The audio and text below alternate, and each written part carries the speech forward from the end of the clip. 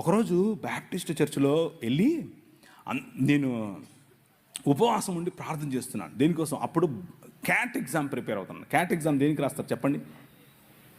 Cat అంటే పిల్లి కదన్నా అన్నారు పొరపాటున. క్యాట్ ఎగ్జామ్ దేనికి రాస్తారంటే ఎంబీఏ కోసం రాస్తారు.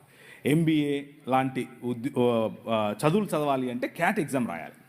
క్యాట్ జిఆర్ఈ క్యాట్ ఎగ్జామ్ కోసం ప్రిపేర్ అవుతున్నాను. ప్రిపేర్ అవుతూ ఉంటే వెళ్ళి ఒకరోజు ప్రార్థన చేస్తుంటే ప్రభు నాకు ఒక దర్శనం ఇచ్చాడు.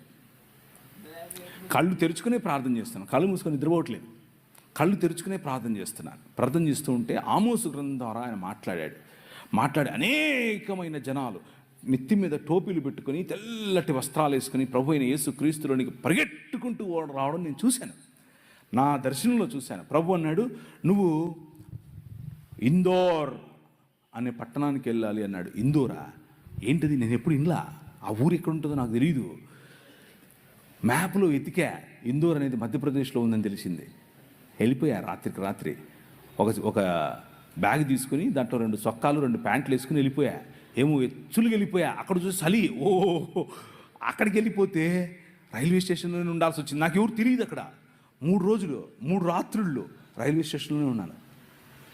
రైల్వే స్టేషన్లోనే ఉండి సువార్త పరిచర్య చేస్తూ ఉంటే మోకాళ్ళ మీద ప్రార్థన చేశాను. ప్రవ్వా ఏంటి, తుమ్ జాతా హై మై ఆతా హై, ఇంతే వచ్చు నాకు, అంతమించేం రాదు. జాతా హై ఆతా హై ఇంతే వచ్చు. ప్రవ్వా ఏంటి ప్రవ్వా, నాకు ఈ భాష రావట్లేదు, నేను ఏం చెప్పాలి అని అంటే అనర్గళంగా మాట్లాడటానికి హిందీ ఇచ్చాడు. దేవునికి స్తోత్రం కలుగును గాక. అనర్గళంగా, మామూలుగా కాదు. ఒక్క నెలలోనే టీవీలో మాట్లాడాను. ఎలా? హిందీలో మాట్లాడాను. నేనేం నేర్చుకోలా, ఏ స్కూల్కి వెళ్ళలా, ఏ గ్రామర్ చదవలా. కానీ వాళ్ళు నన్ను సౌత్ ఇండియన్ అనుకోరు. ఎందుకు అని అంటే నేను మాట్లాడే హిందీ అంత శుద్ధంగా ఉండేట్లుగా మాట్లాడాను ఆ రోజుల్లో, ఒక్క నెలలో. కారణం ఏంటి అని అంటే ద పవర్ ఆఫ్ గాడ్. నీ రాజు ఆయన వాడుకోవాలి అనుకుంటే కావలసిన ఈవులు ఇస్తాడు, కావలసిన వరాలు ఇస్తాడు, కావలసినటువంటి అవకాశాలు ఇస్తాడు.